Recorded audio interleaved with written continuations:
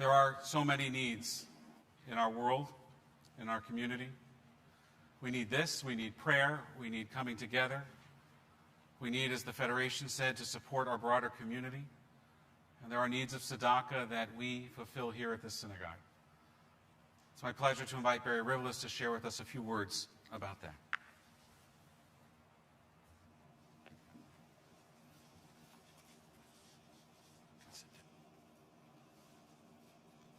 Rabbi Dan, Rabbi Brown, Cantor Cohn, and fellow congregants, it is an honor to have the opportunity to speak to you today at the beginning of the new year, 5782.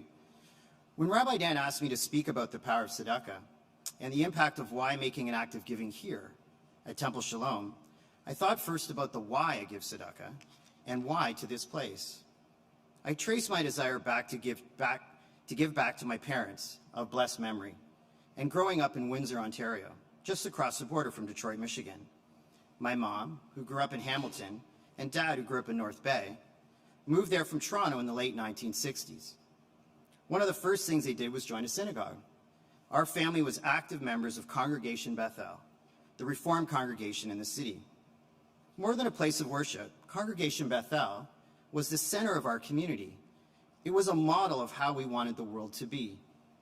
I learned from my parents and from my temple that we help each other, we care for each other. And from the tzedakah that my parents and others did in that congregation, I learned that we invest back in the community. That's what we Jews do. That's why we give. That experience showed me the power of community and the power of tzedakah. Through tzedakah, we are planting the new trees of the Jewish community, watering their roots, and giving Jews in our Jewish community a chance to grow. When I moved from Toronto to Vancouver in 2000, one of the first things I did was join here. I had been in the city about 3 weeks. As a 32-year-old single professional, it was never a question to make that decision. This was a place I wanted to belong. I knew that it was important to have a synagogue and a Jewish community in my life. It was my time, my turn to plant a tree, water it, and help grow. Fast forward to today. 21 years later, this house, this community has given me so much. I became a husband here. Temple provided my boys a dynamic Jewish education in those classrooms upstairs. My oldest Jacob was bar mitzvahed here on this bima, and most recently my youngest Julian celebrated his bar mitzvah in the Sholom garden because of COVID. Temple has given me a place to celebrate, reflect, and yes, cry. I've gained amazing friends and incredible opportunities to nurture my own roots and to grow. Above all, it has reminded me why it is so important to belong and to support this congregation. 20 years ago, this place was here for me, a 30-something transplant from Toronto, because those that preceded me watered the roots of this tree and made it flourish, just like previous generations had done for my parents when I was young.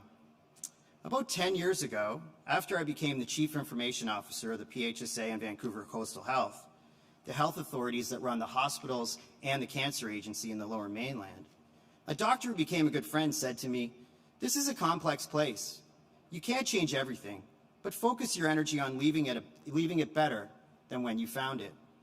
And so, as we begin the new year, each of us has the opportunity to make this place, this community, better than we found it.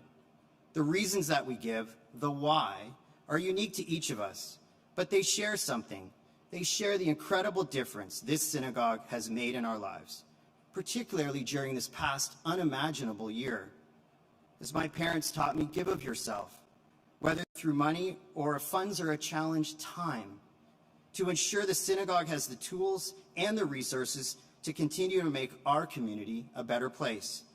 The tree that you water will ensure generations, present and future, have a place that connects them to their Judaism and community unconditionally.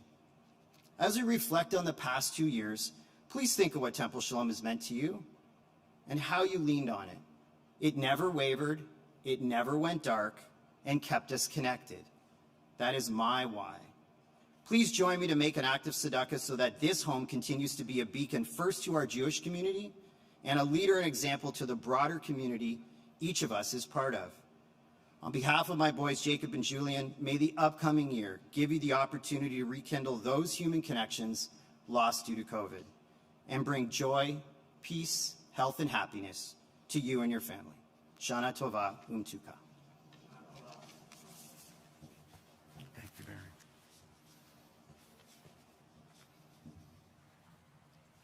Thank you, Barry.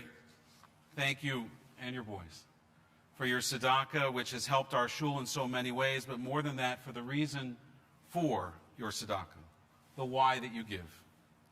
Though I know they are personal to you, we are so fortunate, all of us, so many in this community, in our community, particularly during this past year, because we feel the same way. And have supported our congregation, all of you have, through similar acts of tzedakah. And I got to tell you, I'm about to do the high holiday appeal. Okay, if you didn't know. And as a rabbi, you're like, I don't want to talk about money on the high holidays. And you don't want to hear about it. But I'm going to tell you what they taught me and what I've learned. I'm not here asking you for money. I'm giving you an opportunity to do a mitzvah. And in the context of that, it's okay to talk about this on the high holy days. In fact, it's necessary. We do mitzvahs in lots of ways, and this is one of them. So bear with me for a few minutes. It's not about how or how much you give. It's about the why. It's about the reason behind your gift that makes your gift a mitzvah. From ador vador, from generation to generation.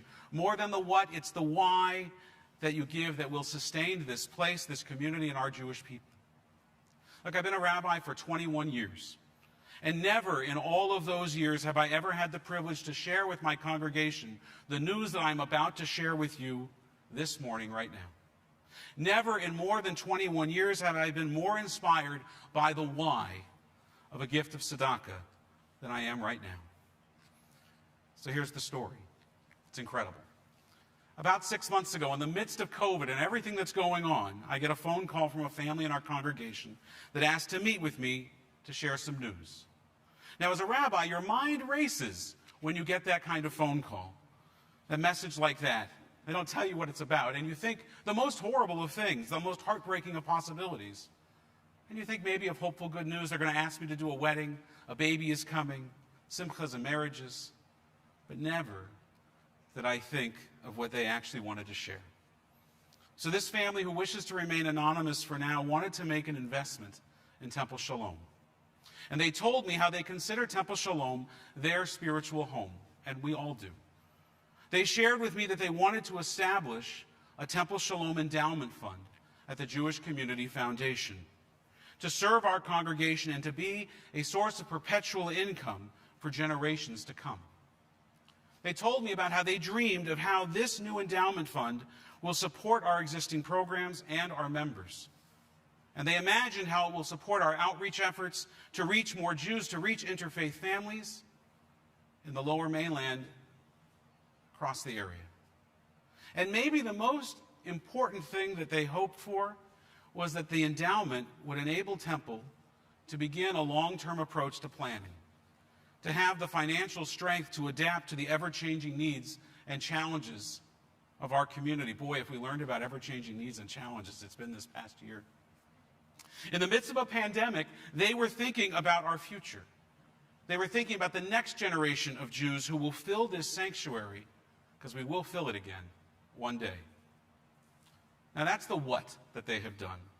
And I was blown away by it. And honestly, and I'm not just saying this, and you know I can be a crier, I was moved to tears. I really was. But then they told me the why. They told me the why that they were making this investment. They told me that it was because long before this crisis, and particularly during this crisis, Temple Sholom, in their view, led by example.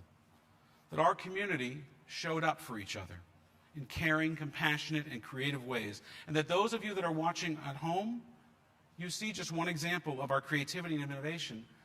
Before your eyes, there's 6 cameras in this room. And you know, and I think we all have realized this, particularly during COVID, that so many other communities simply stopped being a community. Our schools, our gyms, our Pilates classes, the sidelines at our kids' sports events, the community that we thought we had there, it disappeared. And so did the gyms and the schools and the Pilates classes. They were communities of convenience. Temple Sholom, it remained. It flourished. And I share this because not only these donors, but so many of you have shared it with me, that belonging to this community, belonging to Temple Sholom has become more important than you ever realized. Because we do holy and sacred things and important things in this congregation, and as we've shown, beyond its walls. We listen, we care, we lead, we inspire, we innovate, and we practice what we preach. All of us do. And it's not about how often we show up in shul. It's about how often shul shows up in you, in your values, in the way you parent your children, the way you speak to your spouse, the way you vote and act in community, the way you care for yourself. That's Temple Sholom. And that is why this family made an initial gift of $250,000 to establish a Temple Sholom endowment fund at the Jewish Community Foundation. And that is why they made an additional challenge gift of another $250,000 if Temple Sholom can raise $250,000 from our membership, so that we will have a total of $750,000 to establish this fund. And here's this thing. What we discovered when we started to speak with just a handful of families in our community about this gift, we discovered that they were similarly dedicated, these similarly dedicated and generous families whose donations have sustained this place and have done so for years and years. When we talked to those families, what we heard was that they shared the same why. They too felt that Temple was one of the few bright spots in a rather bleak year, and that it has been for many for a long time before.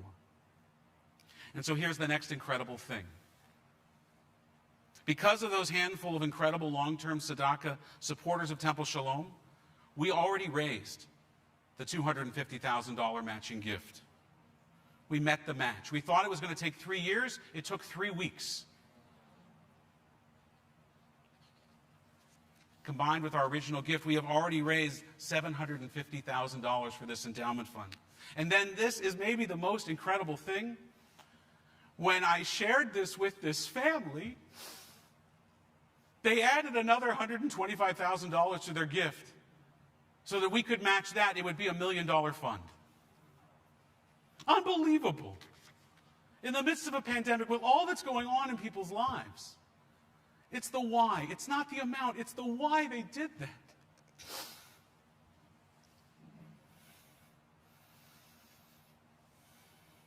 And so here it is in simple terms. If we can raise $125,000, every dollar that we raise, every dollar of tzedakah that you contribute will be matched with another dollar, and we will build a $1 million financial foundation upon which our children and our grandchildren can continue this synagogue and discover for themselves their own why, their own reason why Temple Sholom is for them like it is for us, our place to belong. Look, we have 750,000 reasons to give.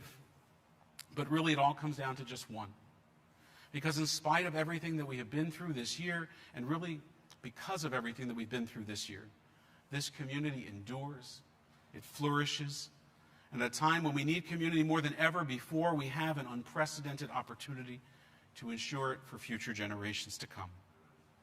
Sharon and I will make our gift immediately after the high holidays in honor of our parents, like Barry's, who taught us the importance of tzedakah, and as an example to our children so that they will know why we give, and in appreciation to this community that has welcomed us and embraced our family. And I hope that you will join us so that together we can meet this match. Now, I want to be completely transparent and upfront with you. We have been planning for a few years to make a much-needed renovations to this building. You've been to the bathrooms, you know. We got work we have to do around here, and we want to build a chapel at our cemetery so we don't have to mourn our loved ones in the rain. And we want to build a memorial wall there so that those who are not buried there but our family here can put up a plaque with the name of a loved one and a stone upon it and remember them in our sacred space. We've been planning that for a long time, and then there was a pandemic. And so we put it off and put it off. So I want to be transparent. Next year at the high holidays, I'm going to ask you about a capital campaign gift. We're going to do that next year. But that's next year, and this is now. This is before us right now. It's $125,000 away. The need for tzedakah never stops.